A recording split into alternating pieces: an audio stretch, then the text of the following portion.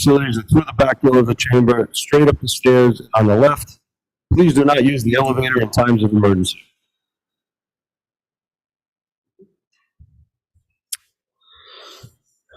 Minutes. Discuss and approve the February 16th, 2023 meeting minutes. Do we have any questions, changes, issues? If not, looking for a motion to approve. Second.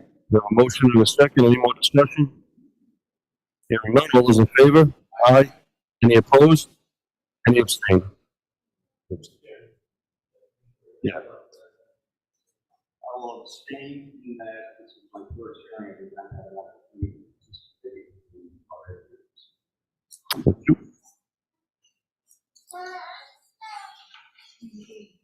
Old business, Helping Hands, ID number 22-06, public hearing continued from February 16th, 2023.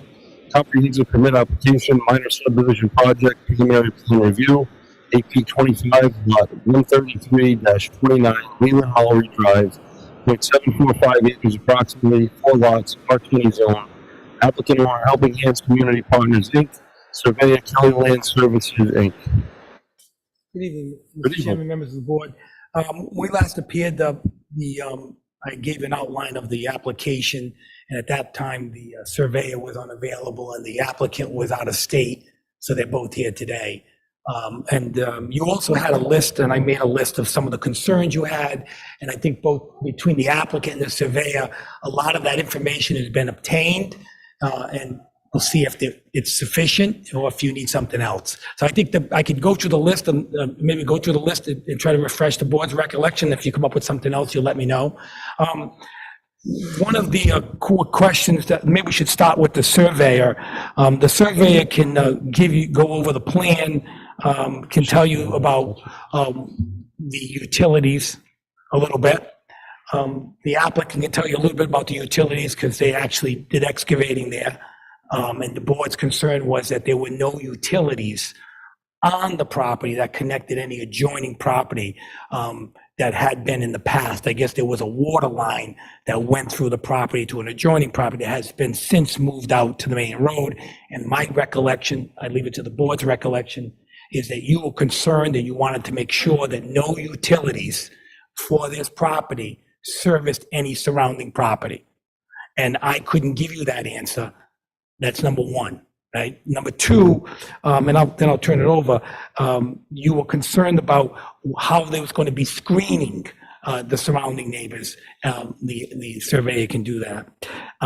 Three, you had concerns about contact with the police department about issues of traffic concerns and things, and they have done that, and they've contacted, and they'll report that to you. They spoke with Sergeant Gorman, who did a traffic, some kind of traffic survey study. It was a 1 week study. A 1 week study, not a traffic study, a police review. I don't want to call it a traffic study. And then you were concerned, you wanted to know about the driveways and how vehicles would get in and out of those driveways. And the surveyor is here to discuss with you, if the board wanted, there is a sufficient room on each one of the lots to have turnarounds, if that's what the board wants. They're not required. We're not asking for any parking relief, but if the board said you wanted a turnaround, the survey can show you that. Screening, police impacts, traffic impacts, the thing. So maybe what I'll do is I'll put the applicant on first to just talk about the police and what he knows about the utilities, and then you can get into the map discussion with the surveyor, and then whatever else the board wants to do. Is that clear? Again, that's my notes, Mr. Chairman. Obviously, this is an open hearing. If the other stuff comes up, we'll do the best we can to answer it or get that information for you. Absolutely. I think between that I and appreciate your patience last time. I tried to make it quick. absolutely. One of the principles of Helping Hands is Mr. Robert Sacchetti. He's here today. I'm going to have him come up and talk about what he knows as to some of those issues, and then we'll have the surveyor come up. Okay. So, Mr. Robert Sacchetti. Mike Phillips, does that microphone have an on-off switch or? Yeah. What? I can speak. speak up if you need me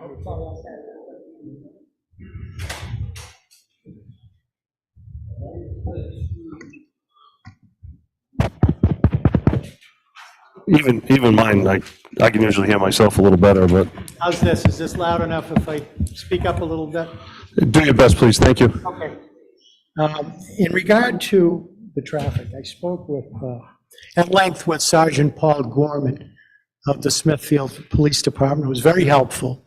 And he discussed with Chief, I believe his last name was Savour.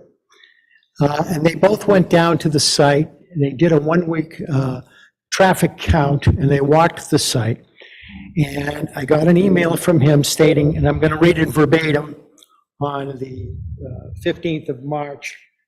It says, Bob, I have spoken to Chief Richard St. Savour regarding the vehicle traffic on this road. This road did not appear to be heavily traveled with an average speed of 27 miles per hour. From the police department's opinion, you were okay to move forward with the project on the police and traffic side. We had also buffered that corner, I don't know if you remember from the last meeting, ceded some property on that corner to take some of the sharpness out of that 90-degree turn. So it's a little easier to navigate. So that was their opinion that you requested. In regard to the water lines or utilities that were on the property, when we had it excavated and had the houses removed a couple of years ago, there were water lines connecting from one property to another. One of them was actually a rubber hose in the ground. Apparently those houses were interconnected, but none of the plans show any of that interconnectivity moving forward. And that was all part of that cleanup. That was a pretty big endeavor, cleaning all that stuff up. But and we also reconnected the water. We spoke with the water department. I'm trying to remember this on this particular part, with their service to the street, but nothing interconnected on the property now. It's basically ready to go from that perspective. And excuse me, Mike Phillips, I believe we determined that the sewer was all tied into their individual lots and not crossing that property at all.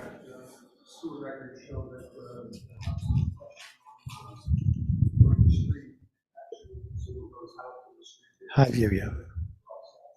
Okay, thank you. Go ahead, Mike. Mr. Chairman, if I might, on one of the pages of the plans that we got, it does show a sewer easement. Is that the proposed dwellings, or is that an old sewer easement? I believe it's proposed. It's proposed. Yes. Kelly Land Services. We had a meeting with the town engineer, and that was his suggestion that we bring the sewer in that way rather than disturbing hillside. Okay, thank you. So that's an easement through one of the new lots to one of the new lots? Yes. Correct. Okay. To tie into the existing sewer laterals. Yep.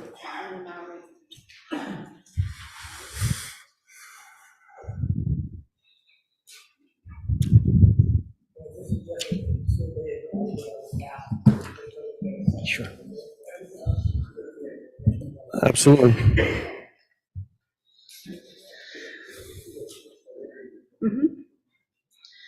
Like I said, my name is Patricia Kelly. I'm a registered land surveyor.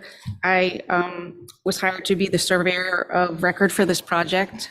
As you know, they're proposing to provide 4 housing lots in a comprehensive development application. Each lot is 1 single-family dwelling, 2 parking spots per person, a public sewer and public water connection. He addressed some of the traffic issues that you had. There was a question if we could provide screening or buffering for the neighbors. So we're proposing on lot 4 on the right-hand side, the northerly side, to provide a row of screening shrubs, arborvitaes, Leland cypress, whichever. In the back of lots 4 and 3, we're proposing to keep the limit of disturbance at least 30 feet off the rear lot lines. It's undisturbed now, so we intend to leave it that way. And moving over to Lot 1, again, we're going to provide the screening from the neighbor. We do have a buffer of the undeveloped portion of Oakdale Street before the next abutter on that side. That road is 40 feet wide, and we're proposing about another 10 foot, so most like a 50-foot buffer before we get to their boundary line. As far as parking, we took a look at the driveways. We have room on each lot to enter the lot, park parallel to the house, provide backup space on our property, and exit onto Leland Maury and Hillside in a forward manner rather than backing out of the property onto the public street.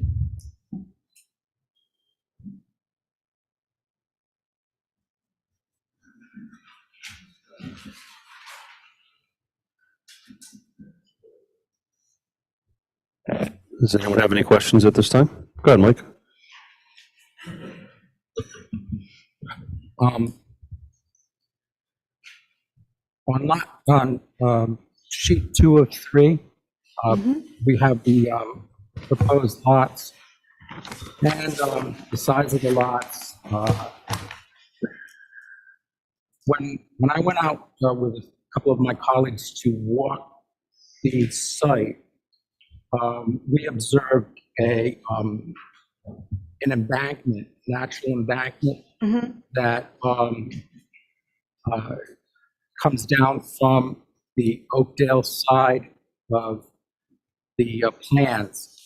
And I was just wondering, when you cut out lot 1, 3, and 4, how far back into that embankment do you plan to cut to provide the lot areas? And second, the follow-up would be, do you propose any kind of retaining structure for that back area if you are going to cut in and clear, because it does look like it could be susceptible to erosion? Yeah, based on the layout and the survey locations and the topography, that I don't believe will be necessary to have any severe cutting into that embankment. On Lot 4, there's already a row of boulders that stop at the bottom of that embankment, where we're not proposing to go beyond that. Very little, if any, to realign some of the boulders, maybe to get a bulkhead or something like that.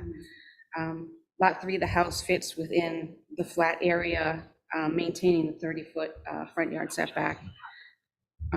Also on Lot 2, you're on the corner, that's pretty flat. We're going to maintain that same elevation.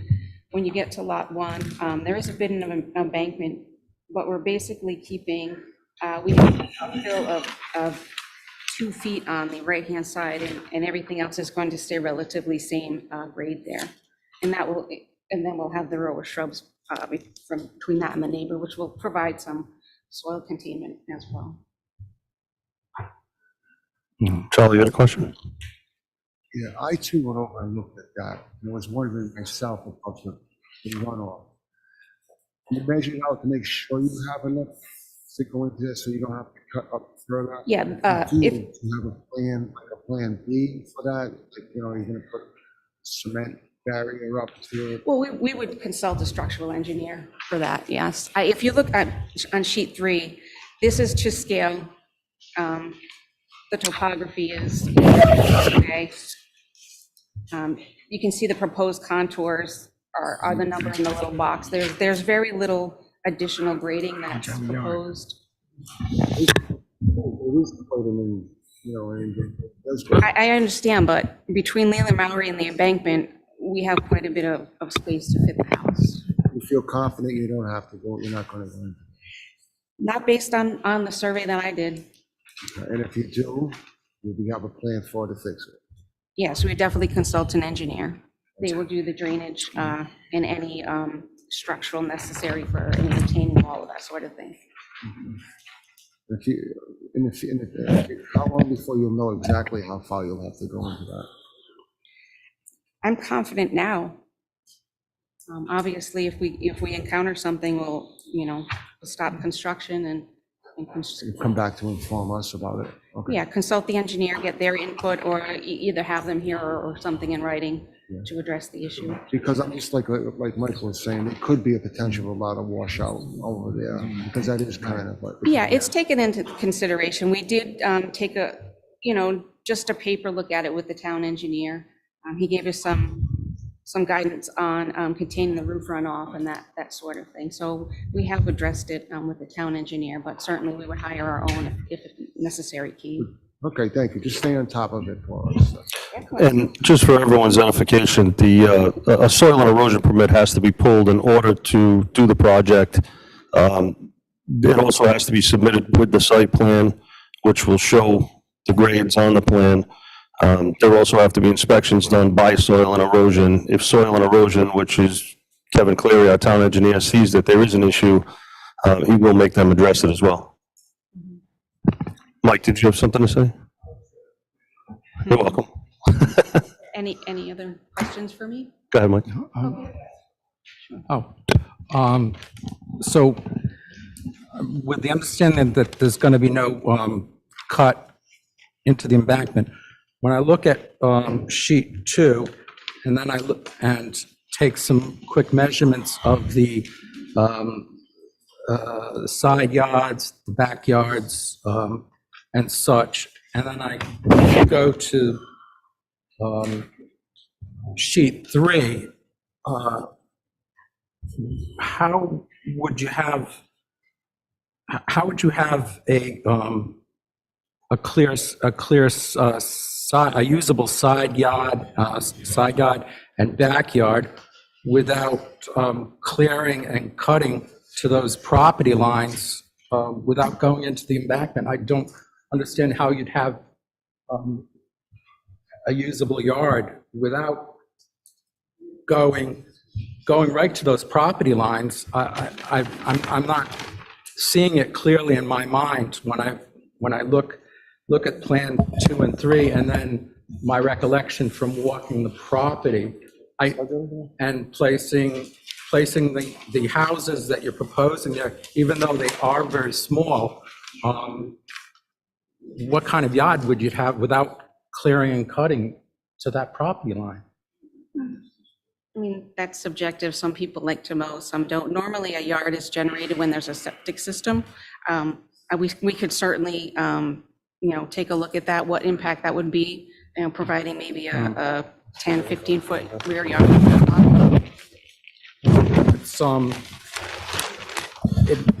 It may be subjective to some, and so many things are in life, but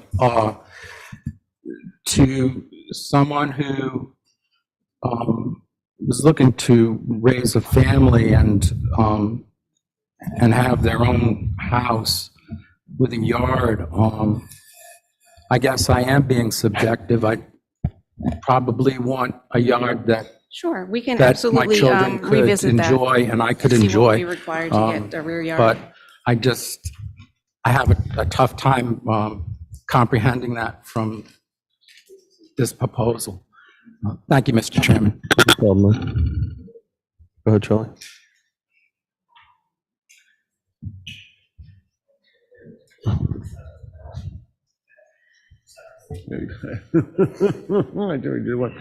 I too went out there, and I do have the same concern, like, how can somebody play around in that yard without, I mean, I can understand you can plant flowers on it and go on. Charlie, talking to the mic, please.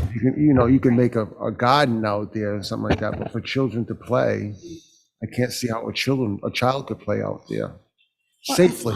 Yeah, no, well, we can certainly revisit that, maybe moving that back and, like I said, get the input of an engineer of what that would entail as far as whether it needs an actual cement board structure or, some sort of boulder retaining wall would be sufficient to provide a larger backyard. Yeah, because it is kind of, Sure, yeah, sure. That's just something to look at further. absolutely. Thank you. Absolutely.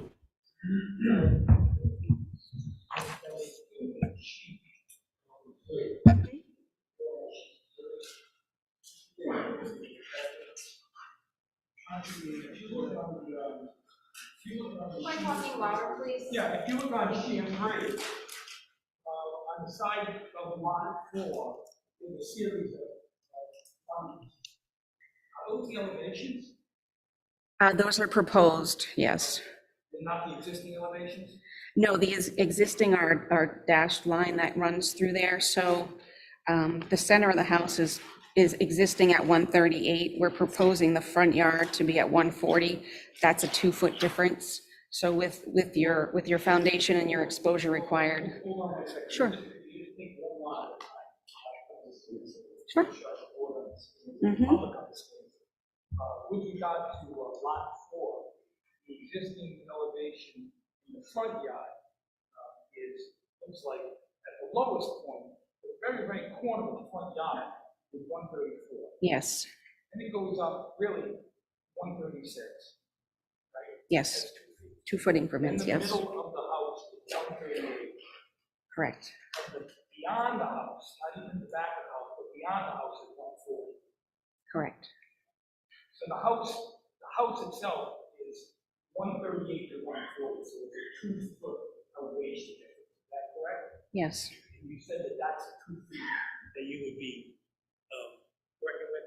yes. Now, the board is concerned with the backyard. The Mhm. backyard got 142, 148, 146. So if the board wanted, you could cut another 2, 4, or 6 feet and build a retaining wall back there, make a yard area back there, right? Yes, So that you clearly got the room in lot 4. yes, And instead of cutting 2 feet, you might have to cut 6 feet, not the entire lot, just the back. right. And then beyond. And I just want to make sure, I want to make sure it's done, I just want to make sure it's done. So, and that could go back even as far as you wanted to go all the way to 150. 150 from one, you want to cut back 10 feet, you're talking Yeah. about also the foundation. Right. You could go back, you could go back. How far is it from the back of the house to the end of the dotted envelope? To the building envelope? Ooh, that's a good question. I assume these are building envelopes, I just. Yes, they are. So how far is it from the back of the house on lot 4, the end of the building, to the point I saw it? By scale, it's approximately 20 feet. So this one is the lot with the steepest potential cut Right. if one's concerned with it. And if they wanted to have a 20-foot lot, it's doable inside the building envelope by cutting somewhere between, and I'm not an engineer, but you point to your number, somewhere between 4 and 8. I'm going by these numbers. I know the board's used to them, but I'm going to try to, is that correct? Yes. With regard to lot 3, Mm-hmm. if you go back 20 feet from the back of the building, inside the building envelope, Yep. you're still at 142. Is that correct? Yes. So you don't have to do much cut there because that lot is 138 at the front of it, 140 at the middle, and 142 at the back. I'm looking at that. You see that 142 lot line at the edge, inside the building envelope on lot 3? I do. I just want the board to have a sense that it can be 20 feet without doing much cut on lot 3. Correct. Yep. Board understand what I'm saying? On lot 2, no cut whatsoever, like that's all, 140 to 140. The only place that's above 140 is the corner next to the hillside. That lot is almost perfectly flat. It's a very gentle slope. So I'm going by these numbers. Mhm. Is one number 140 on the front of the lot? Yes, You see that? I do. Left rear corner on hillside, does it say 142? Yes, it does. From 140 to 142, is that the elevation? Yes. You go through spots, so it's less than 2 feet from that point to that. Yes, it is. And you got the lot 1, the back of the lot, if I understand this correctly again, I see the 142 line running right to the middle, almost the middle of the house, from the back of it. If you say the front of the house is on the hillside. At the front of the house on the hillside. Yes, it is. Yes, yep. And then if you look at the corner of that, the next one above that is 144. Yes. So I just want to have a sense that if you got the lots 1, 2, and 3, you're talking 2 to 4 feet in order to have 20-foot backyard. Right? Mm-hmm. Yes. And when you got lot 4, you get a 20-foot backyard, you might have to cut 6 to 8 feet, maybe 10, so say 10. Is that fair to say? Yeah. Yeah, Now, with without- regard to the size of the lots, did you do a determination of how the size of these lots compared to the surrounding area? Yeah, but if they're gonna put, I'm asking my expert. Yeah. I'm sorry. Did you compare the size of the lots to the surrounding area? I did. I took a portion of the town GIS map, compared the areas on there to ours, highlighted any that were similar or smaller. Any of lots similar or smaller in the surrounding area? Yes, And that's significant numbers. I would say it is, yes. So this is not our ordinary size lot for the surrounding area. Is that correct? Yes, And certainly not in the context of the comprehensive permit. correct. Certainly not in the context of the permit. This is not out of the ordinary. No.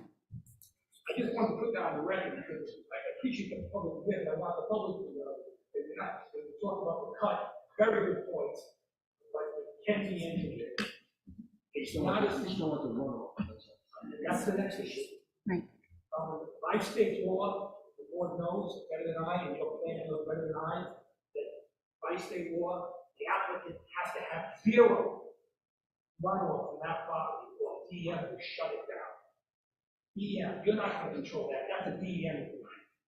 As far as erosion control, your engineer, Mr. Clear, is pretty strong in that regard. Yes, he is. To shut the project down. Those are engineering requirements that are mandated by your requirements, state law, and the comprehensive permit. And I stipulate for the record, if my applicant cannot get 0 runoff, project will not go forward.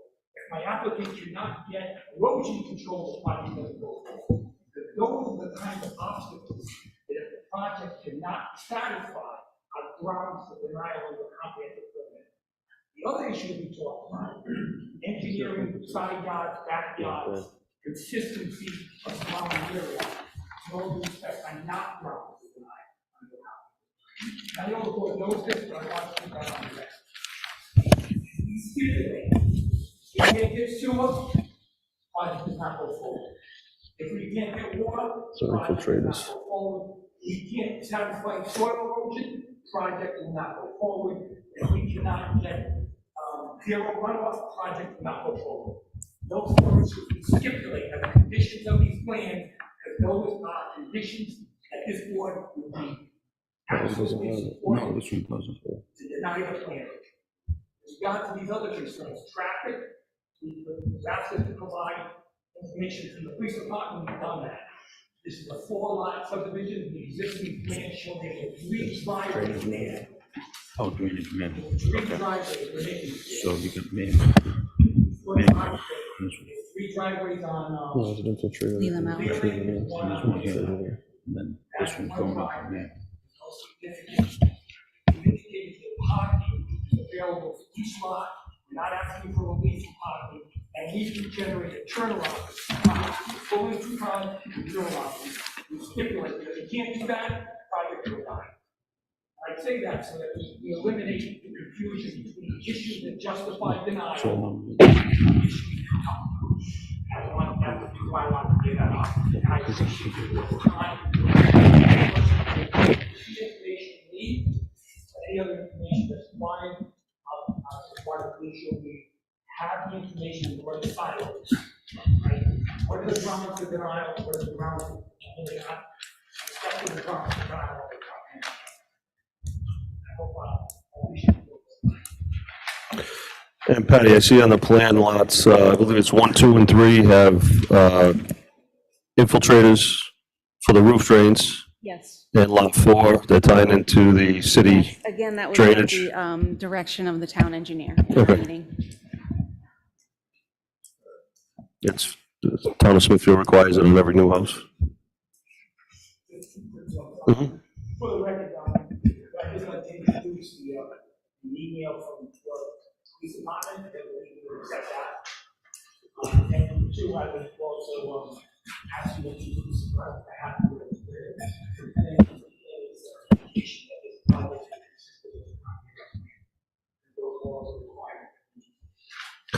Do we, Scott or Mike, do we have a copy of that letter from the police department? Scott?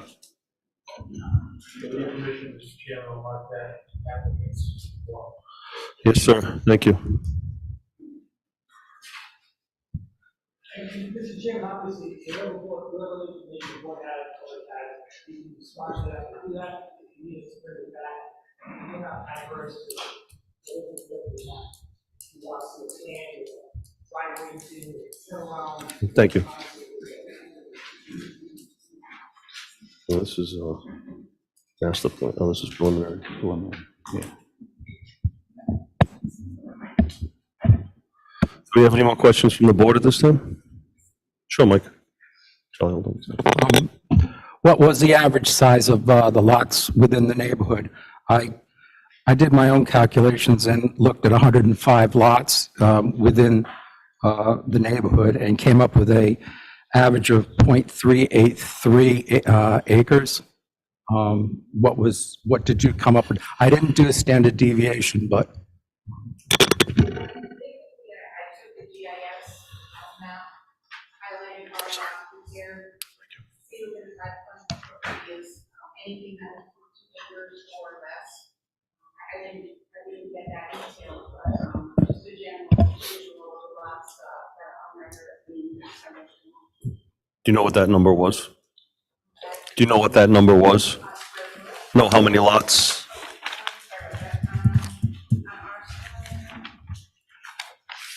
And you said that was within a quarter of an acre? I mean, a quarter of a mile? That's about a 5-foot radius. Okay. There's 23, and then if you cross line, I think it would be more, but I didn't. So 23 lots in that area? Mr. Chairman, can I just make a comment about this? Obviously, if the board wants that information to be accurate and certified, and it's going to be a relevant determination factor for this board, then as a result of this information, the law requires that the applicant have an opportunity. Mr. Moen's calculations considered ex parte information that although he can bring it up at a meeting, the board cannot rely on it by him doing that as grounds for denial without giving the applicant an opportunity to certify the accuracy of that information if it's going to be the basis of your decision. That's Rhode Island law. There's a very famous case involving former Governor Kachiri on point about ex parte communication and information by a board out of the building that brings it to the board. I'm not saying I don't want to say ex parte like it's a bad word. No, I don't think that was the case. No, I think, Mr. Moen, I'm not saying it like it's a bad word. Please understand the context. It's not a bad word. Legal standard that the board is supposed to be applying.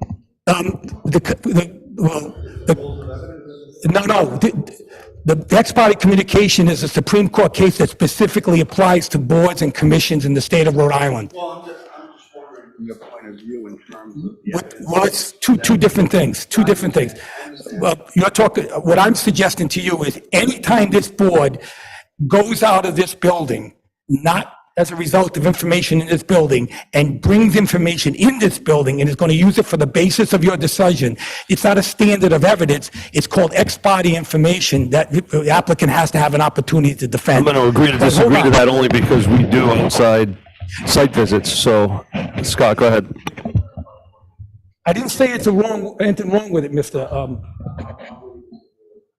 So it's not an ex parte communication. I didn't say that. It is information that Mr. Moen gleaned from looking at the materials that the applicant provided. So I would characterize it as that, his own observations of the evidence that's put before his board as evidence, number one. Two, the other principle that Mr. Riozzi is seizing upon is to the extent this board has information that it requires further from the applicant out of fundamental fairness, it's your duty to allow the applicant to respond to that evidence. So certainly in that respect, if there's some information that the board requires of the applicant to see, it requires the applicant to have time to respond, come back at a subsequent meeting. That's fundamental fairness. Absolutely. The point being that if you're going to say, I'm going to deny your application because it's the lot's less than 0.38, that would be, No. that would be an inappropriate decision by the board. That's the point I'm making. Again, I use the word ex parte information. I try to tell people it's not a bad word.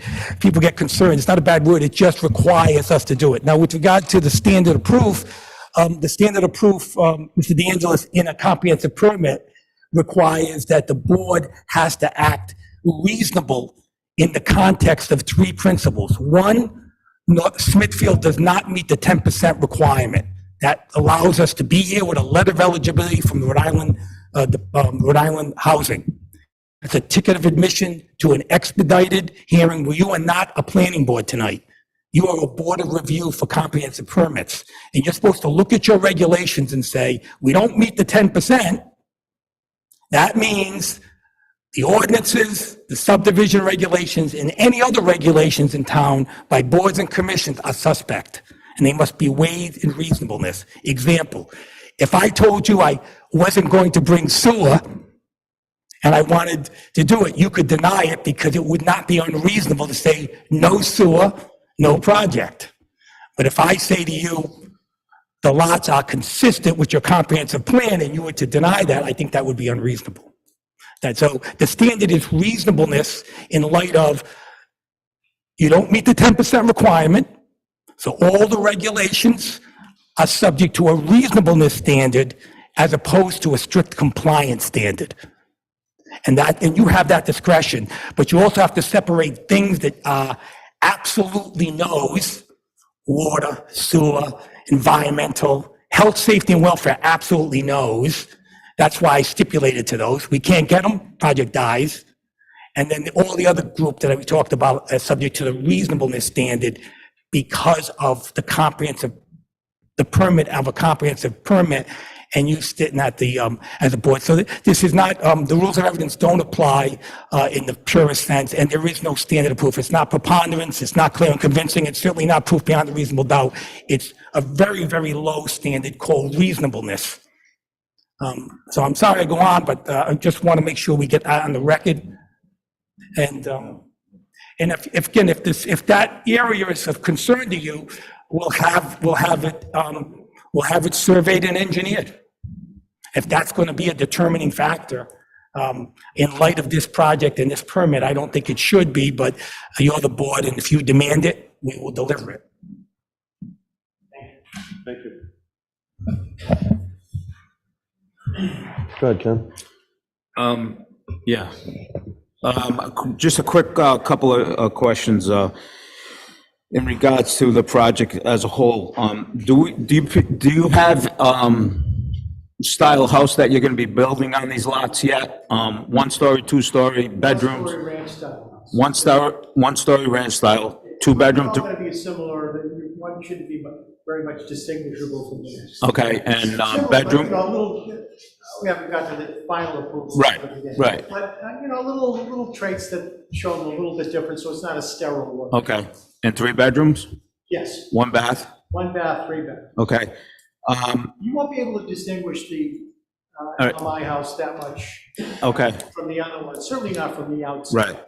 And mostly my question is in regards to, just to get an idea of how this is going to lay out, only for this, for the clarification of Lot 4, because of the size of the lot, as to what type of house is going to be on there, because of where that rock wall is going to be, whether or not we're going to require or recommend that that lot has to be opened up more.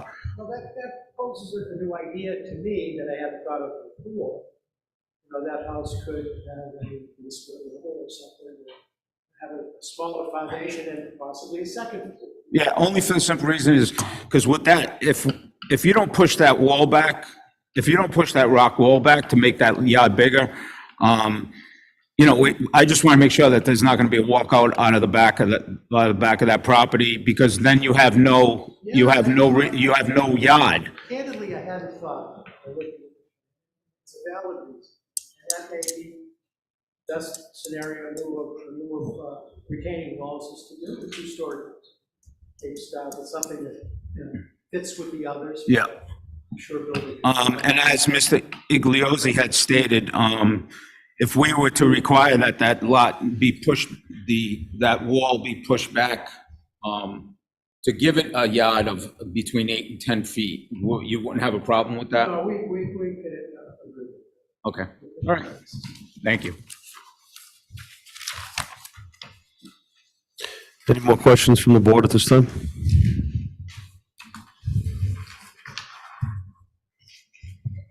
Hearing none, the public hearing is still open from the last meeting, so 6:41. We'll take comments from the public. Please come up, state your name, address, and any questions or concerns. My name is Brandon Veens. I live at 14 Hillside, so it's the first house right next to the, I believe it's going to be lot 1. I believe, I'm not really sure. I haven't seen the plans. I didn't receive the letter to come for the last meeting, so a couple questions and concerns I have is, I know that that embankment, I believe is an old road, correct, at the townhomes? The embankment? Right, so that, the land next to my house is 14 Hillside, so where my fence is, I was told that that land right there, where all the trees are and everything like that, was an old road or something that's called, Can I see this? paper road, is that? Undeveloped portion of Oakdale Street. So I'm assuming at this point it's been abandoned? It has not, I believe, the applicant had met with the town and decided not to, abandon. We inquired about getting it abandoned, and I think we notified it was you or Dan. Yeah. Now, if you spoke with you Yeah, about if the road was abandoned, then both parties would get to the middle of the street. And correct me if I'm wrong, if you didn't want to do it. I just don't, I mean, I'd rather leave it how it is what I'm saying. I don't want them, obviously, the houses to get closer to my house is what I'm saying. I would like to. That gaining of that. Can you please stand up and speak at the mic, please? Yeah, but that was, yeah, or you guys had said, oh, we could do land or whatever, or some type Well, of basically, what stipend. it was the street. Can you please come up to the mic? Sorry. The abandonment of the street would have, to my understanding, would have given both parties to the center of the road. If the town approves an abandonment of a road, then half the road will go to the neighbors of the undeveloped road, and the other half will go to, Lot 1, lot well, it would actually go to, I don't know how far back it goes, but it would go to lot 1, lot 3, and further back, correct. and a portion of it, I guess, that's a house, okay. So 1 and 3, yes. And So, when no- we nothing. notified the Rather neighbors, not they be weren't touched. interested in us pursuing that abandonment. Okay. Yeah, I'd rather it not be touched and. And just, I just want to make so sure you that, know, it's not gonna move the house any closer to you. That's It's what I actually want. gonna give you Well, more land. that's what I want to make sure that the houses don't get any closer to my house. No, the house would not get any closer to you. And you could, to ensure that, you could actually do the road abandonment after the project. Okay. That's a separate issue. If you decide with them that you want to do the road abandonment, at this point, once they build the house, they already have a setback line currently based on this plan. Mhm. Wait till after this plan is approved. Then if you want to do the road abandonment, they're obviously not moving the house. Okay. it doesn't move the house. That's what I just want to make sure that the house isn't going to get moved any closer. Mr. Igliozzi, did you have? The road abandonment would protect that only if you don't do a road abandonment. But the town, there's no guarantee the town will come and take that fee from that. Well- That's not our decision, that's. Well, technically, I believe an unpaved Go right into a an neighborhood. unpaved portion of a public right-of-way is actually accessible by anybody. Somebody could have a picnic there if they wanted to. I just wanted to keep it the way it is, it's not going to be the result of our decision, it's going to be. Right. And you know what, that's something you could always go and talk to Mr. Phillips about at a later date. Okay. But that house cannot be moved any closer to your property. Okay, that's what one of my concerns was. Obviously, I'm concerned about how the lot size is. Obviously, my lot size is a lot bigger than I don't know what I'm kind of ignorant to the plans. I didn't get a plan or anything like that. I don't know what the lot sizes are, but by just the looks of it, 4 houses on that lot seems pretty small to me. I mean, that's just my opinion. Everyone has their own opinion on that. But, I feel like. If she'd like to talk, she's got to come up to the mic. I'm sorry. But, yeah, I'm just concerned about the lot size. Obviously, with more houses on that road, more cars parked on the roadway. I have a newborn. There's a lot of kids that walk down to that little, across the street from Leland Maury with the little park area. A lot of people walking their kids, their dogs and everything like that in that street. So it's just concerning about people being on that corner. The corner's dangerous as is. I'm a police officer in Woonsocket, so I know a little bit about traffic. I know they got a letter from somebody, but I could write a letter too. So I just obviously have concerns about that corner, the traffic, the lot size, and you guys answered my question about the paper road, so. I think that's all I have at this time, so. Thank you. Yes.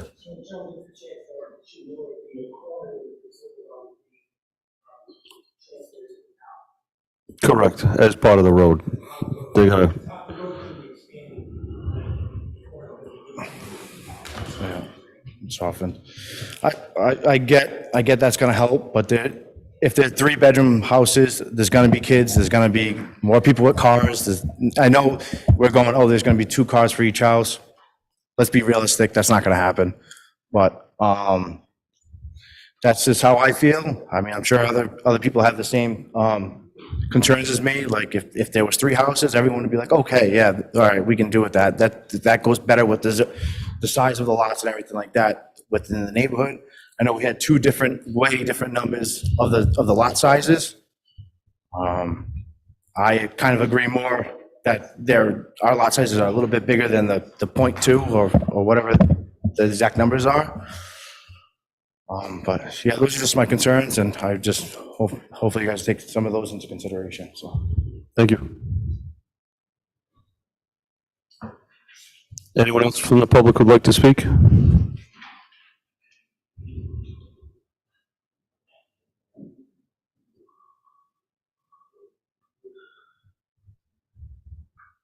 Hello, my name's Deborah Thompson, and I live at 1 Kensington Street in Smithfield. I was here last month, and my main concern, other than the cramming of these 4 houses on a small lot, is, again, the traffic. And I know and appreciate that a traffic study was done for a 1-week period in March, but I think you might want to do a traffic study when Esmond Street's closed or a portion of Waterman Ave is closed, which happens a lot.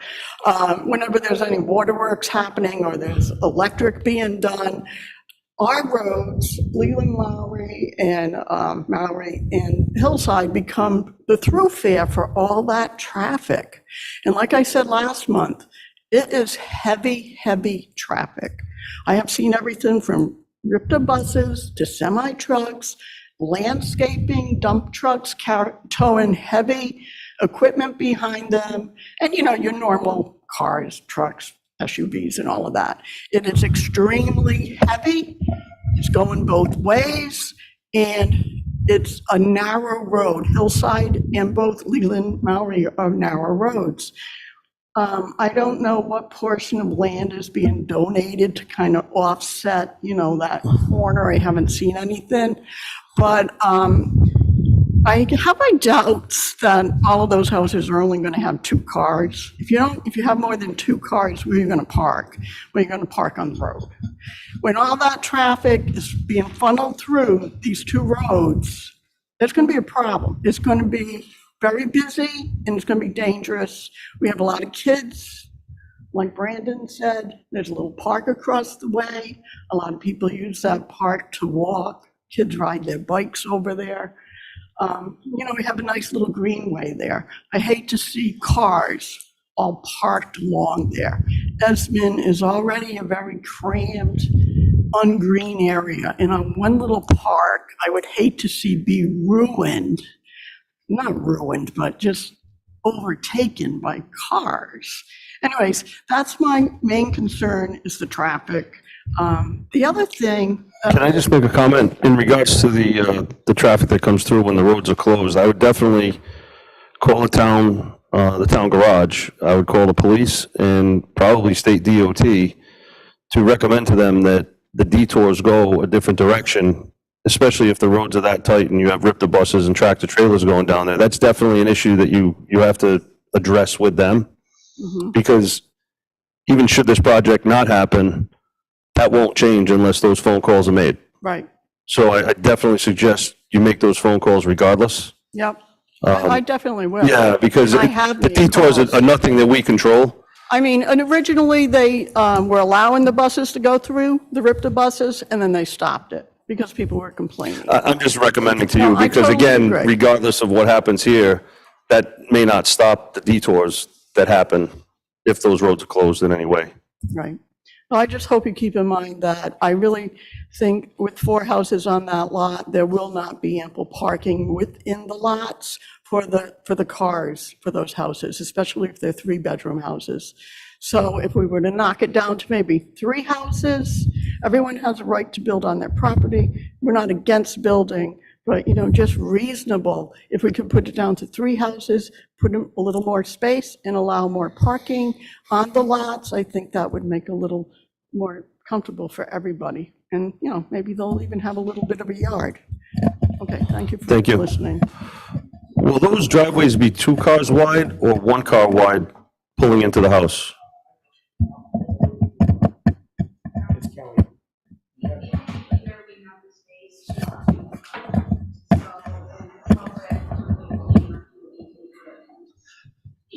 So you could potentially have 2 cars in front of the house and 2 cars in the turnaround?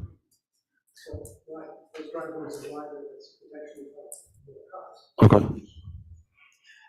Mr. Chairman, again, those conditions, we would stipulate to. As you know, we're not asking for parking relief. And for not asking for parking relief, I don't know how you could deny the application when we're meeting your parking requirements. 2, if there's problems with parking on the street, the answer is to pass an ordinance, not stop us from meeting your parking requirements. 3, it's not the applicant's responsibility to solve traffic problems that already exist. You can't deny a project because there are traffic problems that exist when the roads are closed. Those are the comments that I saw. So I would say 3 points. If the board were going to consider denying this because of traffic, then we would ask that you give us an opportunity and we'll provide more information on traffic. I don't know what else that you would want, but we would do that. If the board is going to consider denying this based upon the comments of Mr. Moen, we would ask again for an opportunity to have expert testimony as opposed to ex parte information. That's what it is. And that can't be a basis for your decision without an opportunity to respond. And if there's any other of those technical issues, the reasonable issues, I already stipulated to the technical legal requirements. We can't get them, you can deny it. With regard to all the ones that are within your authority for reasonableness, we've indicated we'll make sure the yards have 20-foot backyards, as you've asked. We've indicated there'll be screening, buffering. We meet all the parking requirements, and we'll build parking turnarounds inside each one of these lots. And if you want the building on Lot 4 to be a different building, 2 stories, the applicant has stipulated he would do that as well if you wanted to build it and you didn't want him to, go as far back. That's the one that would be the 6 to 8 foot cut. I only put that on the record not to be argumentative, but to be clear so that I don't have any confusion about what you want my applicant to do in order to gain your vote, or so we have a best opportunity to provide the information you need under the law. That's all I'm asking. Thank you. The opportunity. Come on up. Hi, Katie Cortez, 3 Oakdale Street. I'm going to maintain my concerns of last time of the retention, the landslide. It is a very steep grade if we're going to cut into the back of that hill. Those 3 boulders, I think, or however many boulders there are, I think it's I don't think we can adequately say that those are boulders to help retention. Those are boulders that were moved when they cleared the property and just strategically placed there. I think to say that they act as a buffer or a wall is inaccurate at best. I also, I'm just curious, Mr. Moen, I appreciate you doing research. If the rest of us as the neighborhood did researches of our own and compared lot sizes, because I would also argue that that is incorrect information, and not to accuse anybody of being an ex-party communicator, because I'm not really sure that's accurate either. I think that being able to, as homeowners, being able to, we moved here for a reason. We have these properties for a reason. Being able to compare size properties, you know, just like nobody wants to take his word for, you know, expert that he, you know, is bringing in this information about other houses, 100 or however many lots that you chose. I mean, we could argue the same. You know, they looked at different sizes. The surveyor says she looked at 0.2. One of my other questions I'd have for clarification purposes is who is building these houses? Because the applicant is a mortgage broker. And so I'm curious as how a surveyor and a mortgage broker are able to adequately state any of this information without an actual builder who's coming in to build these homes. So I guess I would like that clarification from the applicant, because we haven't had that. We haven't had anybody come up and say, I'm the person building these houses, and this is accurate information. I mean, we can all be experts on the town. We can all go and do our research, and we can all have an opinion, and that's exactly what they are, is opinions. So I'm not sold on any of these proposals. I'm not satisfied with any of the answers.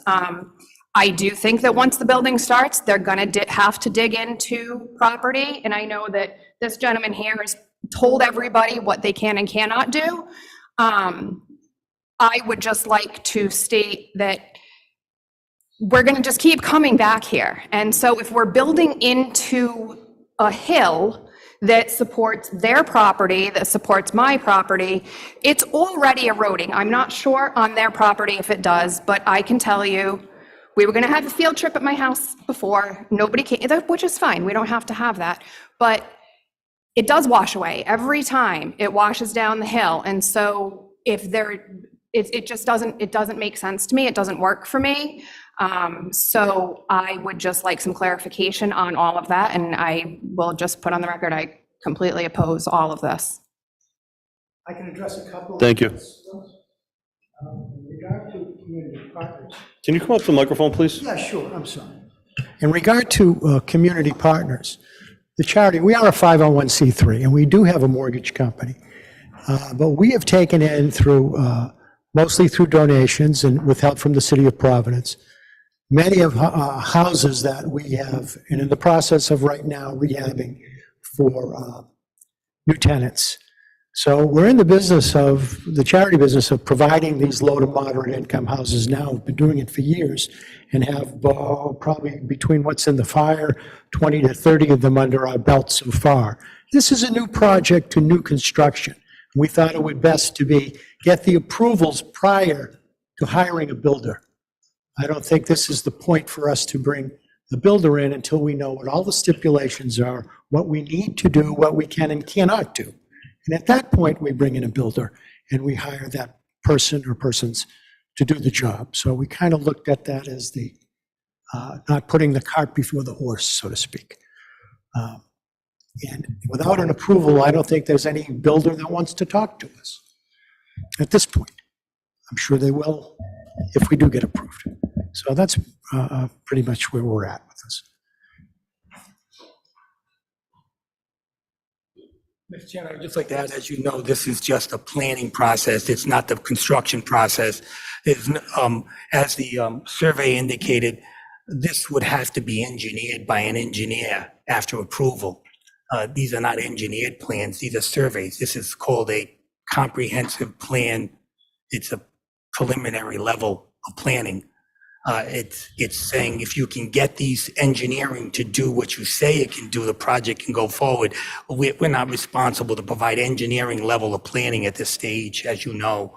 I just want to put that on the record. If, obviously, the project has to be engineered.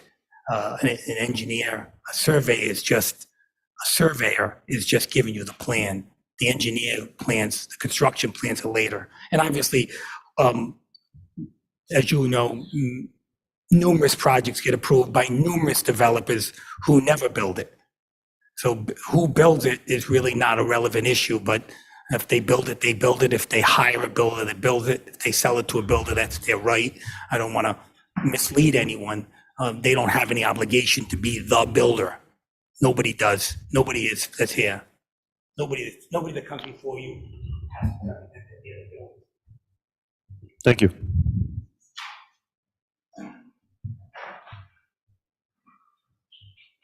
Good evening. Kirk Peterson, 5 Oakdale Street. We discussed lot size and homes, trying to squeeze them in this small lot. Lot size is one thing, distance between homes is another, and that's my big issue. What is the actual distance, proposed distance between homes on this lot? Do we have that information? Patty, do you have that information? It's in excess of 30 because the side yard setback is 15 on each lot. And we have a few extra feet with the 30-foot house on the lots. Is that based on the existing zone, or is it based on the? Those are the zoning setbacks for that zone. Because lot size is one thing, distance between homes is another, and that's my concern. You don't want people on top of each other. It doesn't bode well. So in an R20 zone, regardless of comprehensive plan, it could still end up being the same. Correct. There's no zoning relief requested. Thank you.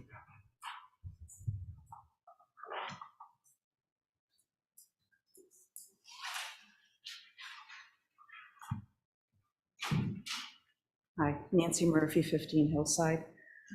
I'm just going to repeat what has already been said. And to Kurt's point, the distance from the neighbor's yard, that's also a safety concern as well. One, fire safety. If the lots are too close to each other, that proposes a safety issue.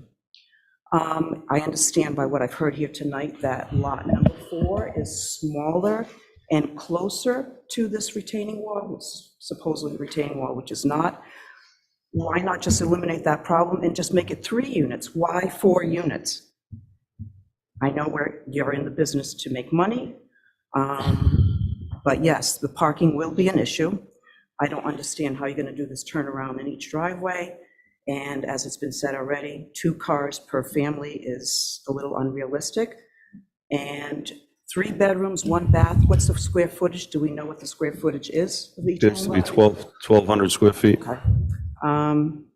Yeah, there was 3 homes there before. Why now 4? I'm sorry? Oh, no. As I was saying, those 3 homes there before, why now 4?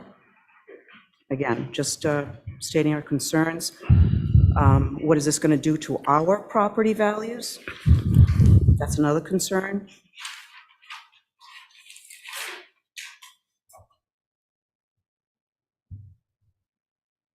And as we're saying, the traffic, I know you're not concerned about the traffic because you don't live in this neighborhood, but that's our, one of our top priorities as well.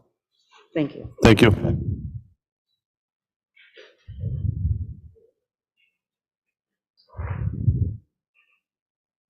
Is there anyone else from the public who'd like to speak?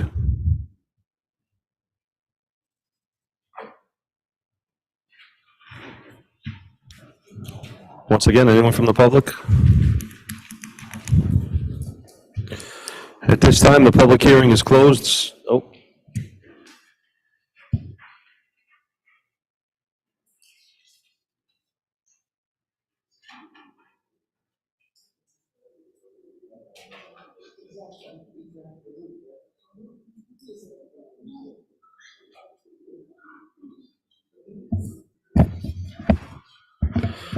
Before we close the public hearing, does the board need any more information from the applicant, which would basically extend this to possibly the next meeting as far as engineering questions, as far as anything?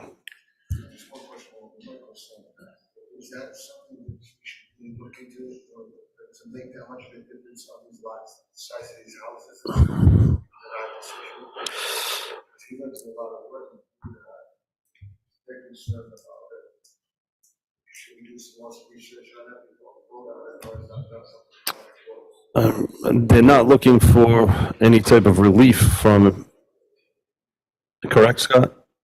So they don't need to go to zoning. They meet all the setbacks, and based on the comprehensive plan, this project is allowable based on the comprehensive plan. If it wasn't, then they would need to go to zoning as well, asking for relief from square footage, setbacks, side yard, front yard. Correct.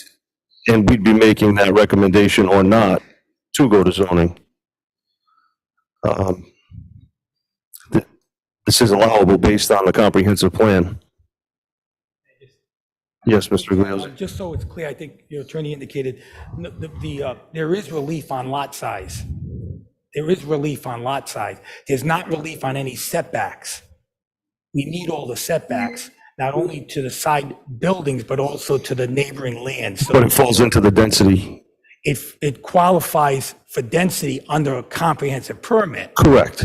and that's how it qualifies. It doesn't qualify, I don't want to mislead the board, it doesn't qualify under the strict requirements of your zoning code. What?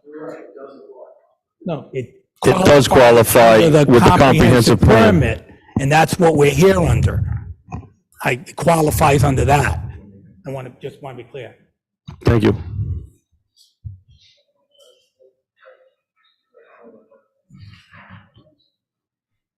He said he'd like to know what you think.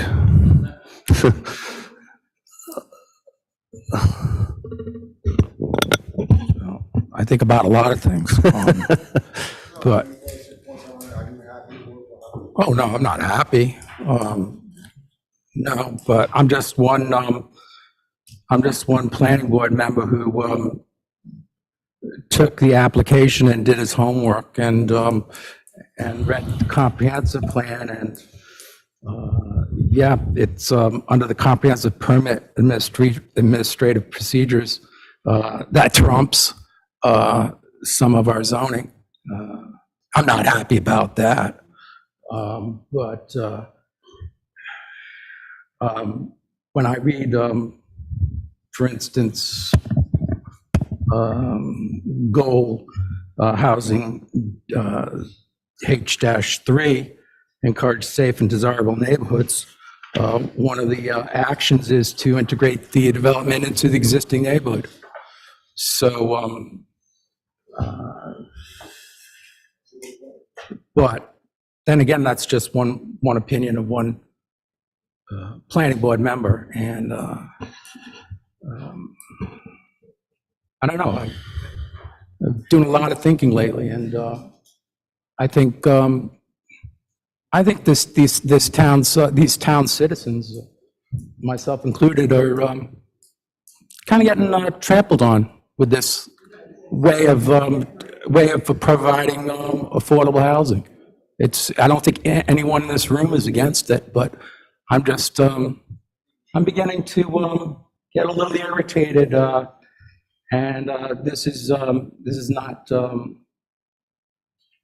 legitimate complaint. I'm just going by what I have to follow in my interpretation of the comprehensive plan and the comprehensive plan and what I'm providing the application. Anyways, this is something, Charlie, that I just did. Whether we require the applicant to go out and review what I did or do an independent analysis on their own, that's something that this board can, of course, is free to ask for. I also was wondering about the clock that was going through my mind, the clock on this application, and whether the applicant has time to provide such such a additional information. So, thank you, Charlie. Mike, I don't think you're wrong, and I think every one of us up here always find ourselves in a very difficult situation. Thank you, Mr. Chairman. That was an emotional response. No, That's just my feeling. Totally understandable. And so we all have to do our best to abide by the laws that have been thrust upon us, whether we like them or not. Sometimes, unfortunately, that's our job as a planning board. Yeah, I mean, the only thing we can do is really try and change the comprehensive plan, but that's sent down by the state of Rhode Island as well. You know, these 10% goals that they're giving us is something that basically has our hands tied. And it's something that, you know, just like everybody out there to know, it's not something that we love either. It's not something we want to do all the time. It's something that we do our best to, when we have to approve these projects, to do them with you people in mind. And the fact that you ask for screening, the fact that you ask for stone walls, the fact that you ask for anything you ask for, we try and work that into the project as best we can. Whether we can or can't ask for reduction to 3 lots, that's something that, again, it's kind of out of our hands based on comprehensive permits, based on the state of Rhode Island. So as much as we want to do the best we can for you, we really are trying. And I just want everyone to know that. We try every single time we're up here. Just like it's in your neighborhood, it could happen in our neighborhood at any time. So, but we appreciate you all showing up and telling us because it helps us. Mr. Igliozzi? Yes, Mr. Rotella? Yes. Chairman, I agree with everything that everybody else has said, including with the neighbors. The suggestion that was made, and it seems to me that when looking at this plan, we did, myself and a couple of other board members did go out and view the lot. The lot 4 seems to be the problem that everybody observes. It is not the biggest lot in the world. If you look at the plan, basically it almost places the 4th house on that row of stones that were placed in the backyard, leaving no space whatsoever for the backyard. The suggestion that was made earlier by one of the other board members was look at that particular house and move it forward by raising it to a 2-story and giving the backyard at least some relief, and then requiring some retaining wall to at least make sure that the contours do not fall back into that area that you're going to leave open. I think that's one of the issues that the board is grappling with. If you look at this plan, the developer is looking to do it. He seemed to be amenable to that type of a suggestion. So I'll put that out there for the board's edification. He was also amenable to leaving the house where it is and removing the stone wall, cutting out a portion of the hill and building a retaining wall further back to support that wall, which obviously based on heights, geogrid may need to be put in, which supports the wall, holds it in place. However, the engineers would design it, but it sounded like he was also amenable to that option. So it's something we can put in the stipulation should we move forward. I agree. I think engineering that wall further back with a retaining wall is probably going to create more problems for him than moving the house forward with a smaller footprint and a second floor. Okay. Mr. Igliozzi? Just a couple of quick points. One, I don't think we are able to move the house forward because of the building envelope. I think they were saying about making it a second floor, but we, just for the record, a couple of points. One, any reasonable request that the board wants, we will definitely embrace and stipulate to. If the board is going to have any concerns, Mr. Moen's concern, and Mr. Moen, I appreciate your concern, and I was just pointing out that we need an opportunity to do work on that. We can't respond to somebody who brings information in without an opportunity to respond. So I apologize if I've in any way offended you. And I apologize that the board is offended by a comprehensive permit. Here, somebody said they're being trampled on. Well, the applicant here is following state law as required, as allowed, as authorized, in all due respect to the public and the board and those of you who feel that we're trampling on your rights. I think your phone. Mr. Igliozzi, please don't take it out of context. That's not what he said. It's not the developer's fault. We're not blaming the developer. I already said it's something that comes down from the state. I know you're very defensive about this project, and it definitely shows clear. We as a board, obviously, you know what we have to do. You're very defensive. We get that. Every single time somebody spoke, you've been up, and we appreciate that. We understand what we can and can't vote based on. So if there's anything else, I don't want you to tell us again that we can't deny it based on something that we know we can't deny it. And I want to say that the applicant is asking for an opportunity to present any additional information this board wants in order to satisfy any concern, Thank you. as opposed to voting without that information. Thank you. I just recommend full general order, see if there's any additional information that close the public hearing. No. Al, any more information? No. I'm abstaining. Chairman. No. No. No. I mean, there's more I want, but I can do it. We can request stuff. That being said, public hearing closed, 7:17 PM. Board's discussion. Any members of the board who would like to say anything else regarding this project, or if there's anything that we would like to be put on record, now is the time we can formulate a list. Mr. Chairman? Yes. Can I borrow this for a second? As far as the project as a whole in itself, it has its pros, it has its cons. Lot 4 is a problem. It seems to be the biggest problem. The developer in itself is being very cooperative as to what he will do. He hasn't said anything that he won't do. Again, I would like to see if these driveways can go to 15, 18 feet. I'd like to see that happen in addition to the turnaround. These are 1,200 square foot houses. They're LMI houses.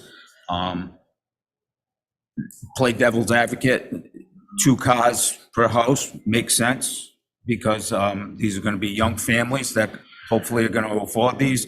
I don't foresee looking into a crystal ball and saying that there's going to be 3, 4 cars. By making these driveways wider and with the turnaround would totally give them the access to stack the cars and have a 3rd car. As far as lot 4, the developer has stated that he's in agreement that he will make that work by extending the backyard 8 to 10 feet, putting in an engineered, going to an engineer and getting the requirements of putting the wall in. So, I mean, he is willing to work with the town and this board and the neighbors because he hasn't said he wasn't going to do anything at all. He's made the cut and gave the town that corner to cut it back. I don't. Am I ecstatic about the project? No. We're posed with a difficult thing on many aspects because of the comprehensive plan. Anytime that this comes up before us, we struggle with it. But like everybody says, our hands are basically tied with the numbers and the requirements by the state. I mean, there's only so much that we can do as a planning board to accept or deny. We can make the requirements on record and hope that the developer agrees to any and all of them, which from what I'm hearing tonight, as long as when it comes back to us and they meet all the requirements that we're looking for, and they go to the engineer, Kevin Clary, and get more advice on that lot 4 as to what they need to do to satisfy the runoff. We, as a whole, I mean, I don't foresee, you know, I mean, short of the developer coming in and saying, all right, we're gonna take lot 4, and we're gonna take the house out, and we're gonna spread it out amongst the other 3 lots, which everybody would like, but I don't know if that's gonna be a feasible solution to this as far as financially with Rhode Island Housing. I mean, they are dealing with LMI and Rhode Island Housing, and there are requirements that they have to come forth with and follow on their guidelines for low to moderate income, along just like we have to follow the guidelines of the comprehensive plan. So that's my those would be my requirements if I was to see my way of approving this plan as is with those changes. Okay, I'm just going to start on one end, work right around, see if anybody has anything they'd like to see, requirements. John?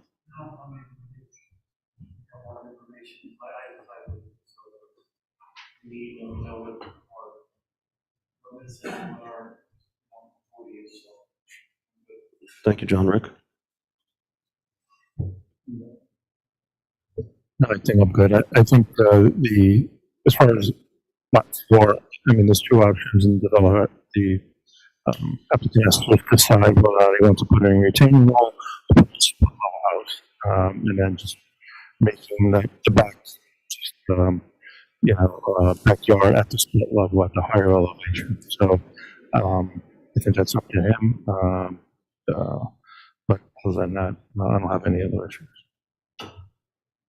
Charlie? Yeah, Charles Boyd here. I'm not happy with it, and I don't think I'm going to vote for it as the way it is, because I don't think I have enough information on the size of the lots and housing in that area until I get that.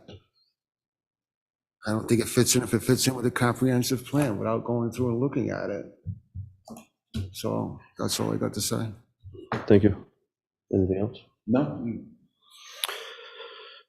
If they're going to keep it one level, I'd like to see the minimum rear yard be 15 feet if possible.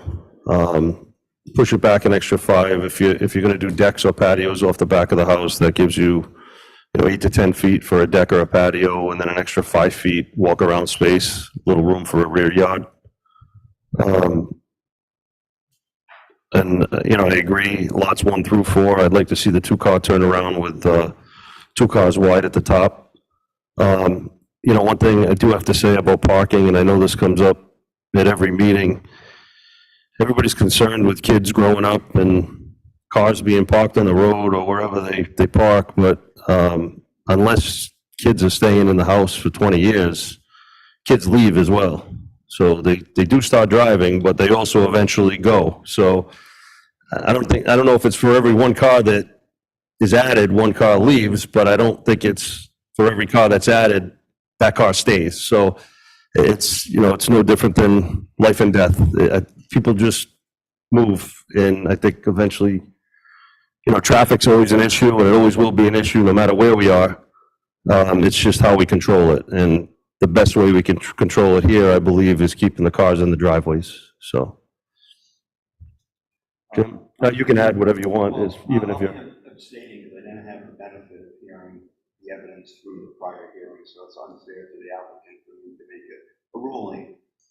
But from what I hear from the board members, they all make valid comments.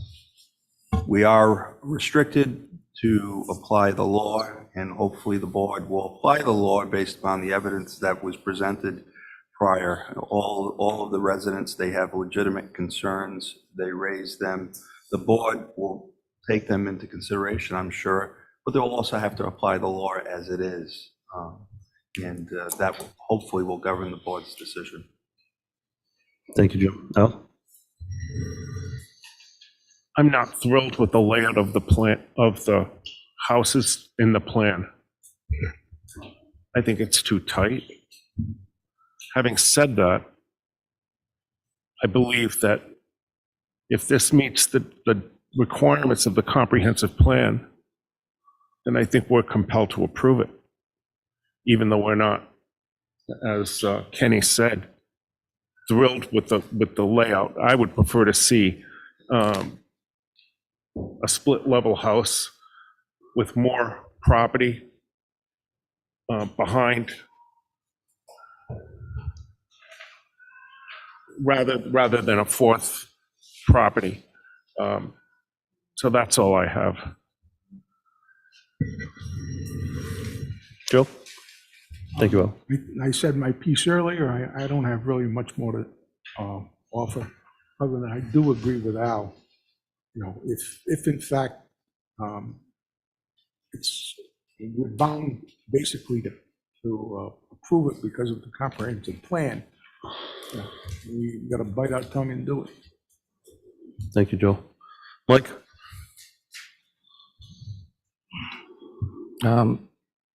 What I want is not going to happen, so, but that's life. I'll vote how I feel it fits with the comprehensive plan. Unfortunately. Thank you, Mike. If nobody has any more discussion,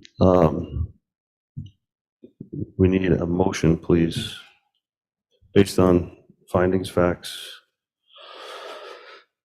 Do we have a memo? I'm sorry. Mike, do we have a memo on this?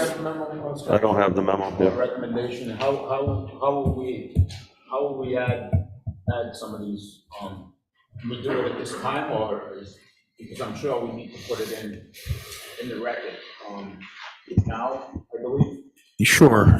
If you'd like, I can take you through what the planner has presented to the board, and then perhaps address some of the additional conditions, and then the board can consider those from there.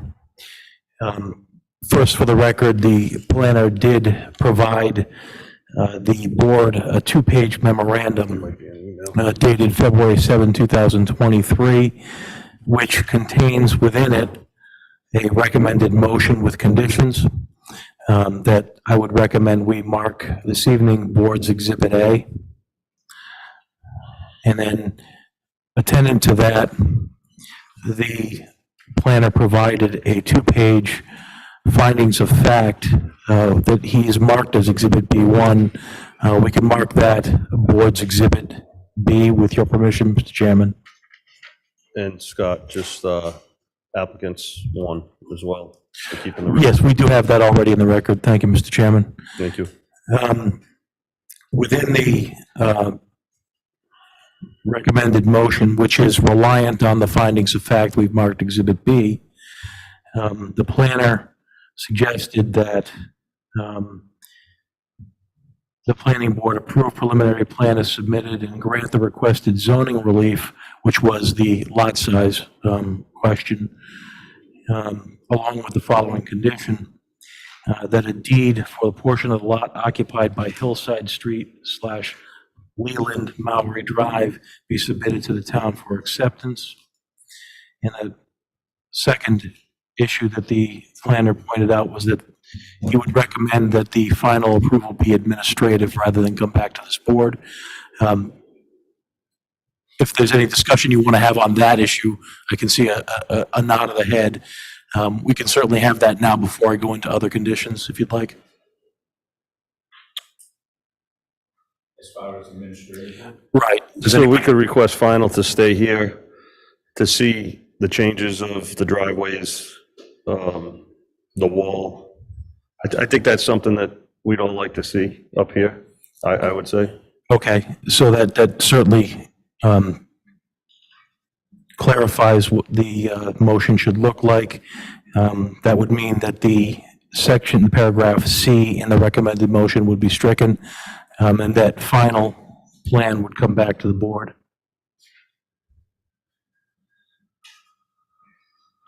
Other than that, Mr. Chairman, I heard a discussion about Lot 4 principally, and giving the applicant an election between either building a split-level home or a retaining wall on that lot, and requiring attendant to that if of at least a 15-foot rear yard.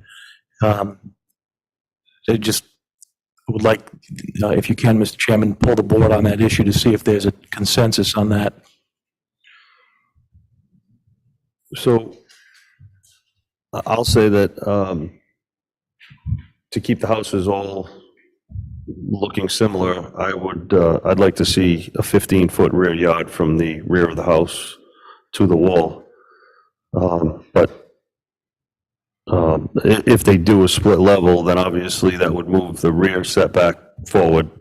So instead of being a 30 by 40 house, it would end up being 20 by 40 on 2 floors, or whatever, it would have to be to maintain at least a 15-foot rear yard. I guess I would leave that up to you. I would say yes, myself personally. I would say either a 15-foot from the 30 by 40 or 15-foot from the split level. So Mike, Moan. Yes. Joe? Yes. Al? Standing? Okay. Yeah, as long as with the 15-foot that they put the appropriate, retaining wall to hold back, any runoff or what have you, because as a couple of the neighbors had stated, and their concerns is that the boulders just wouldn't be enough. I feel that the retaining wall is gonna be necessary on that lot, to give us to give you the potential homeowner the 15-foot yard in the back appropriately. Now, you're gonna have. No, you're gonna get, from what we said was either or, but you're still gonna have to have, where the setback is, you're still gonna have to have the 15-foot yard in the back. Yeah, so whether or not you do the split level and it adjusts the size, you're still gonna have the 15-foot requirement in addition to a retaining wall on that lot. Let's not call it a setback. We'll call it 15 feet from the rear of the house, the rear of the foundation, not the actual setback. Charlie? Lot 4. Okay. No, Rick? I agree.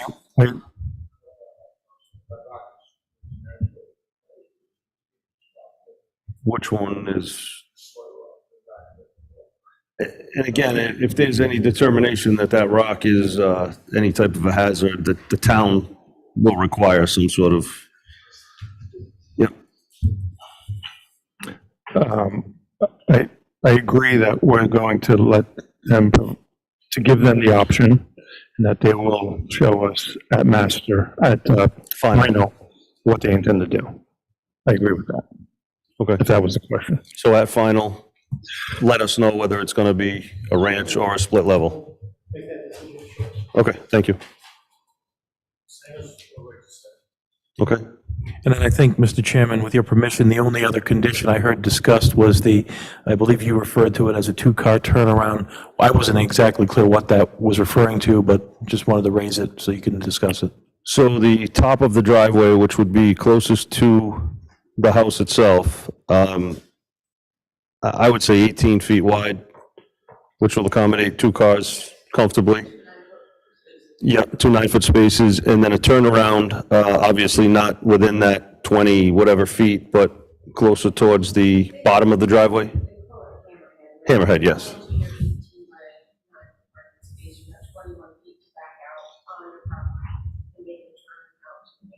Correct. And again, just,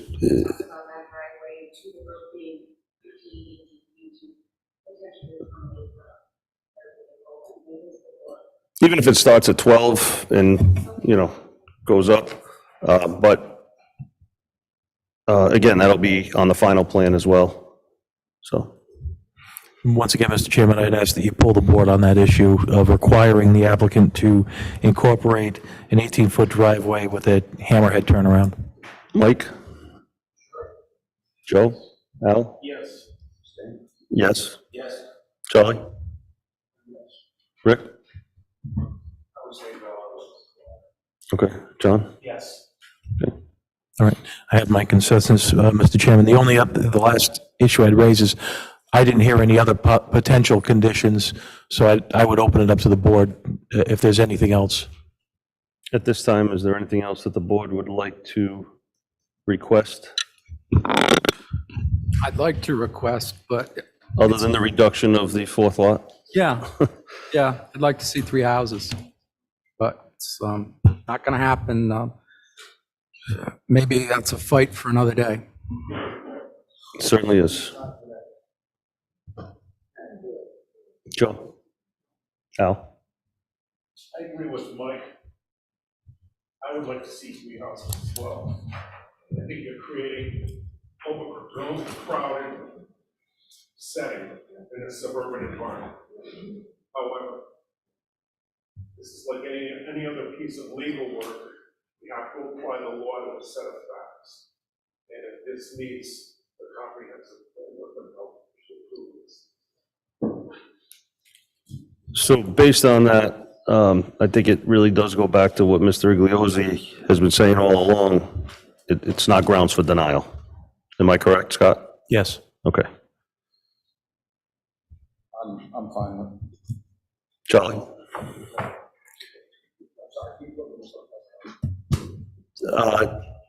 Anything else you'd like to request besides the 4 lots down to 3? I want to know the size of the houses.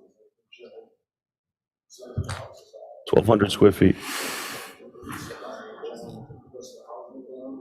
Yeah. Oh, the square foot of the lots? Yeah, but it won't matter to you. Yeah. It's unfortunately, well, you can ask Scott. Scott can tell you it's not a basis for denial. Yeah, Charlie, I think we've talked about this before. There's some pretty strong case law on this issue, and I think the statute guides you in this direction as well, that you have to weigh your existing zoning against the need for affordable housing. And the cases make it pretty clear that in that circumstance, affordable housing wins almost always. And so I think that's the situation you find yourself in, weighing that interest of the lot size here, which is the only relief that the applicant is seeking, versus the need for affordable housing.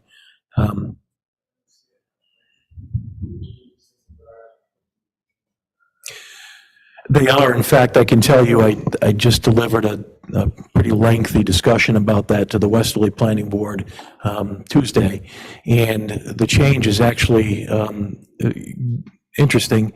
It requires the towns now to deliver at a minimum 30% density on top of what you get by right. So in a circumstance like this, you would figure out how many houses he can put on by right, and then add an LMI to the mix, and he would get a 30% bump in density on top of that as a minimum. So you may get a 5th lot out of it. Maybe.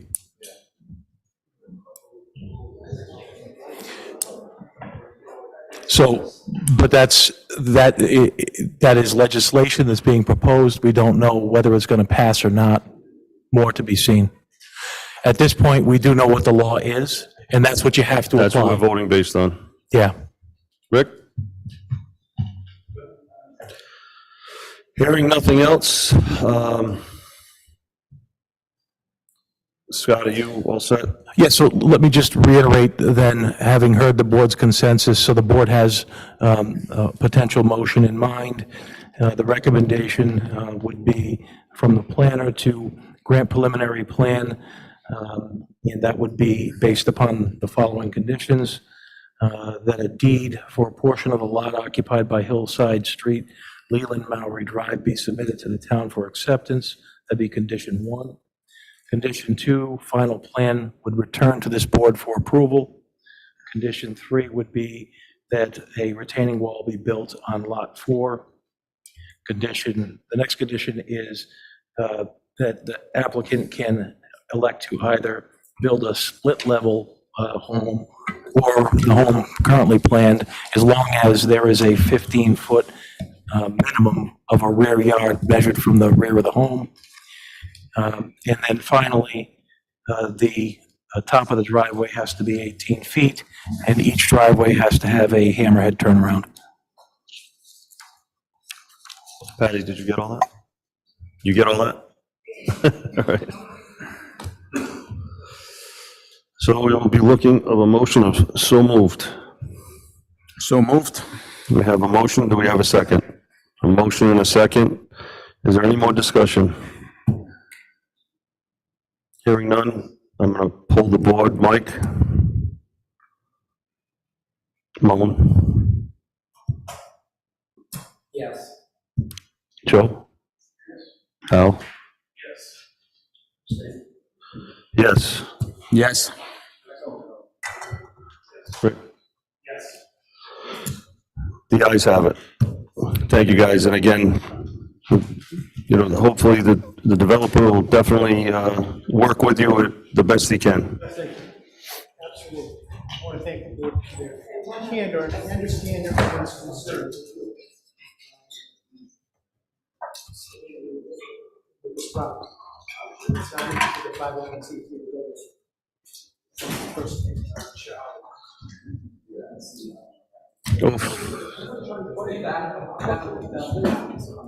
Oh, forget it. The next one's even worse.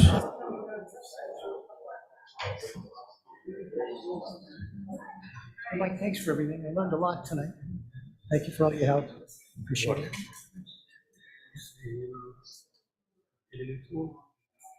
We'll be ready for that. I learned a lot in the last couple.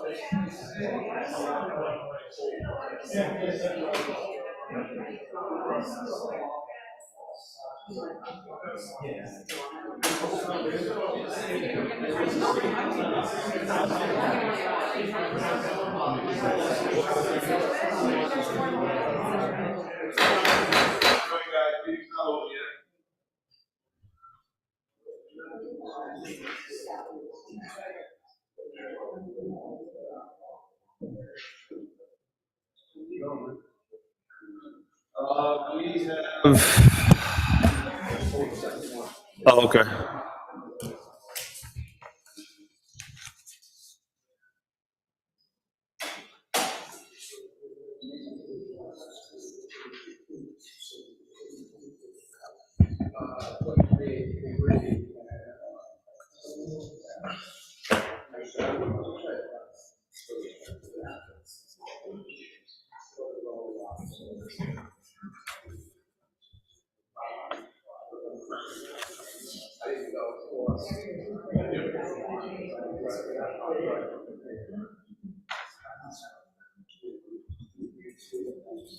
I'm just gonna, no.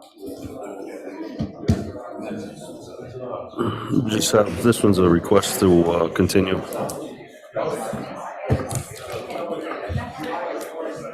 Mike, you all set? I'm just gonna read this letter from Tim Kane. All right, guys, next on the agenda, Sun Builders, ID number 23-02, informational meeting. We have a letter from Mr. Timothy Kane, attorney. Gentlemen, please be advised that I represent the applicant, Sun Builders, with regard to the above referenced major land development project. Please consider this correspondence a request that the planning board continue the informational meeting for master plan review scheduled for March 23rd, 2023 to the planning board meeting scheduled for April 20th, 2023. Thank you for your attention to this matter. Should you have any questions, please don't hesitate to contact me. Very truly yours, Timothy F. Kane. Go ahead, Mike. Well, see, this was an application I was really looking forward to going through. My only question with the continuance is, because this is such a key property on on that principal arterial that goes to the town, how it's engineered and planned is very important. So this board has probably some very important questions to ask the applicant. What will that do to the clock in regards to the review of this master plan? Mike?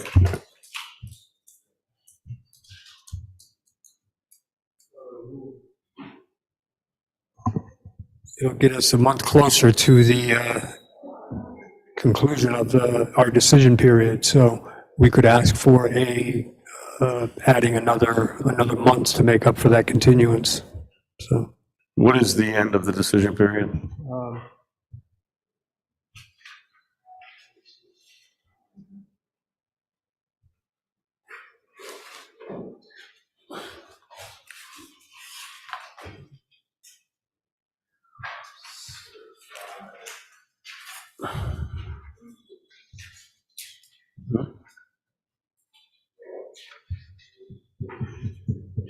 Certification was 3 March 2023.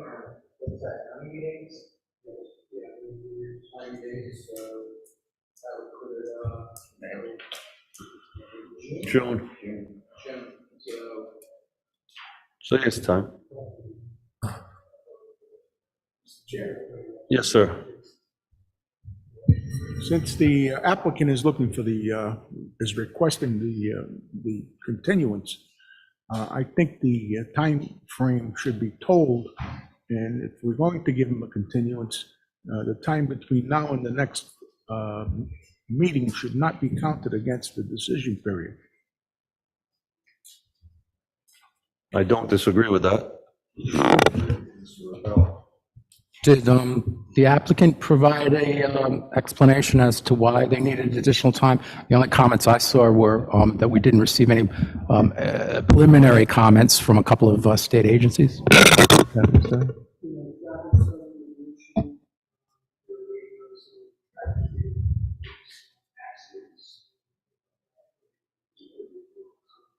So it's nothing that the applicant has done, it's something that they're waiting for someone else to do for them, so.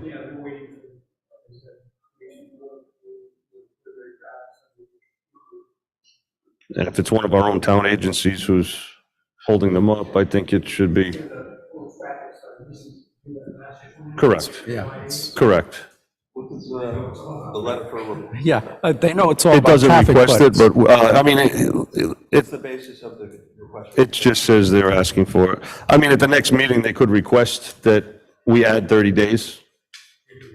We could request it, you know, so it doesn't have, that doesn't have to be done tonight.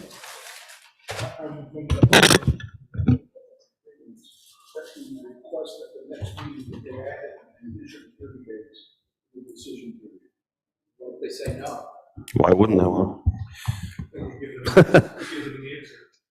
Well, right. I mean, we're not up against the deadline. If we end up getting against the deadline and there's legitimate information that this board requires, it can certainly be a grounds for denial, and the applicant knows that. So most applicants are not going to refuse to give you an extension. So we just need a motion to continue this meeting until April 20th. So moved. Second. We have a motion and a second. All those in favor? Aye. Any opposed? Any abstain? The ayes have it. Mike, I believe you have the floor. let's start doing most of the talking since my voice is gone. We're done listening to Scott. Let me tell you, Mr. Chairman, this is the one instance where it was actually his idea that I talk. He's never had the best of ideas. You know, he never has. He never has. So, before you, Mr. Chairman, are a number of changes to ordinances in town. One of them is for the solar energy system. And it really is a very simple issue of striking the large-scale solar, which we're taking out of the concept of residential zoning anyway. So that's the purpose of it. That's why that paragraph is being removed. And I think that's the only thing you have in front of you tonight for the solar project, for the solar ordinance. This was a request of the town council, who for us to take a look at that, and I think we agree that. Makes sense. In addition to that, even if it wasn't requested, and at a later date, it would be up to the discretion of the planning board anyways, whether or not we would approve it when they come before us, correct? If we didn't, if the changes weren't made now, they'd still be able, if they came before the board, we could actually make a change because the project would be too big for a residential area. Am I correct, or am I just speaking on that? Right now, No. large scale is allowed by special use permit in 200 or 80 zone. We advertise special use permit. Right, so. Still at the board's discretion. Well, so special use permit is, it isn't by right, but it might as well be, because the only purpose of a special use permit is to establish certain parameters that they have to meet in order to do it, some extra protections that aren't by right. So you can't legitimately say they won't get it, it's just they need to meet particulars. Take that lot. Take it all away, so it's not an option. Correct. Okay, that clears up the question there. Thank you. So we need a motion on removing large-scale solar energy systems in R80 and R200 zoning districts. Mr. Chairman, I'd like to make a motion to, on solar energy systems, to remove Section B, large-scale solar energy systems in R80 and R20 zoning districts. 200. 200, I'm sorry, I stand corrected, 200 zoning districts, and that otherwise meet the requirements of this ordinance shall only be allowed on parcels of 15 acres or more and by special use permit. We have a motion, do we have a second? Second. Motion and a second, any more discussion? One question? Sure. Yeah, they're removing the language. Absolutely, Mike. So under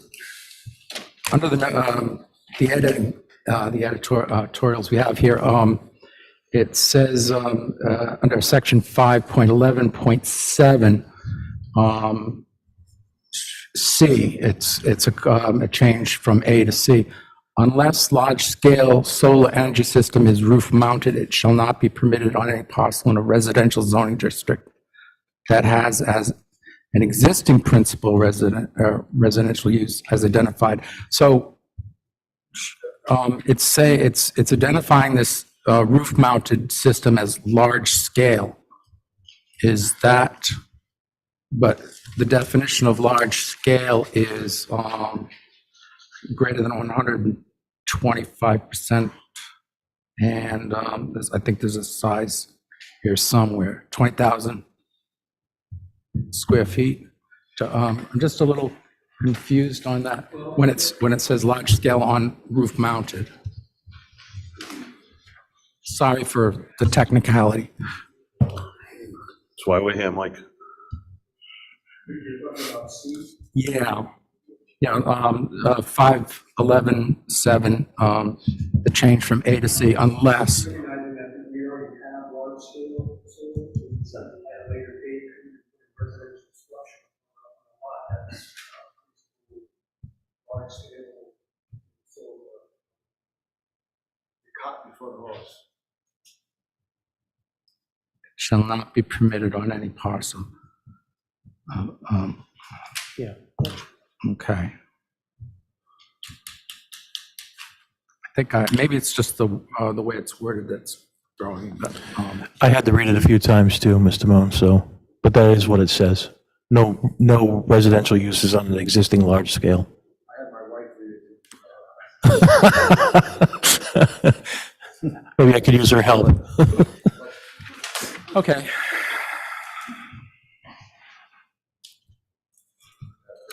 Thank you, Mr. Chairman. Thank you. Any more questions or discussion? We have a motion and a second on the floor. Hearing none. All those in favor? Aye. Any opposed? Any abstain? The ayes have it. Okay, so moving right along. The next section candidly needs a bit of work. We do. We need to work on cannabis now. Some of you may know that state law allowed for a referendum to be put out to each cities and towns. You could ask the citizenry if they wanted your town to be able to sell retail recreational use cannabis or marijuana. The referendum happened here by a slim majority. The answer was no. So now this proposed ordinance is meant to give teeth to what the voters voted for, which is to ban the sale of recreational marijuana here in the town of Smithfield. Most of the language in the proposed ordinance tracks what is in state law, but having looked at it, I'm going to be honest with you, the meat of this ordinance is on the very last page, the general prohibition section, which is where the rubber meets the road, and it has terms in it, terms like retail sale, cultivation, laboratory testing, and manufacturing. Those should all be defined, and they are, but not artfully, in the preceding section. So frankly, what needs to happen is somebody needs to retool this so that those terms are clearly defined in the section before, and then you have that general prohibition and then the rest of it. And it really should be a much slimmer product. So that would be my recommendation, having looked at it. But I'd certainly love to hear from you folks. I have a question, Scott. From a legal perspective, I mean, there's only, what, 2 towns in the state that denied this? Might be more than that, but yeah, there's not many.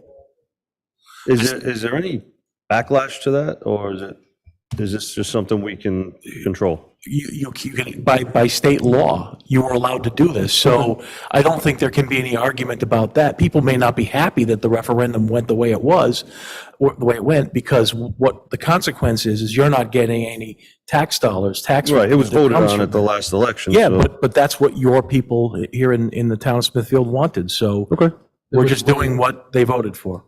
It was where the state worded this enabling. The way they worded the statute that allowed for the referendum. As Correct. opposed to some other use that we couldn't just ban outright, like adult bookstores or something like that. Right. We couldn't do that. Or actually, very similarly, medical marijuana, which is a separate statute altogether.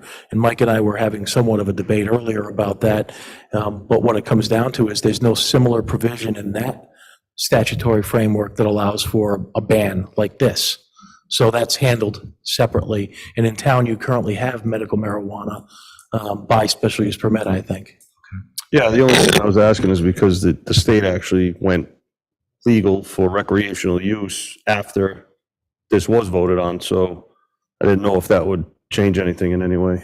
No, that's a whole separate question. Okay. And so this is completely by statute. Yeah, but, you know, like I said, once the state made it a legal thing, if it was... Yeah, so what I think we can do, Mr. Chairman, is bring you a leaner product at the next meeting, if that makes sense. So we continue this till the April 20th meeting? I think that makes sense. Does that fit that motion? Request for further demolition, as you mentioned, also alleviating the further concerns in terms of interpretation, those specific. Agreed. And as I understand it, the ordinance itself only deals with recreational use. Well, it deals with, actually, yeah, in terms of the ban, no, it deals with recreational retail sale, cultivation, laboratory testing, and manufacturing. Medical. Exactly, yeah, which is not medical. So we would, the definitions that are in there somewhat clarify that, but not to my satisfaction. Other than recreational, medical, or any other instances that you see? Illegal. That's it, yeah. Can you provide us with the table for the medical? think Mike has it now, if you want to take a quick look. It's not here, I just was Yeah, curious. it wasn't part of your packet. It doesn't have to be now, but I'm saying for the next meeting, can you attach it with this one? Yeah, sure. So we can look at that one as well? Yep. Just to see, I want to see zones and all that stuff.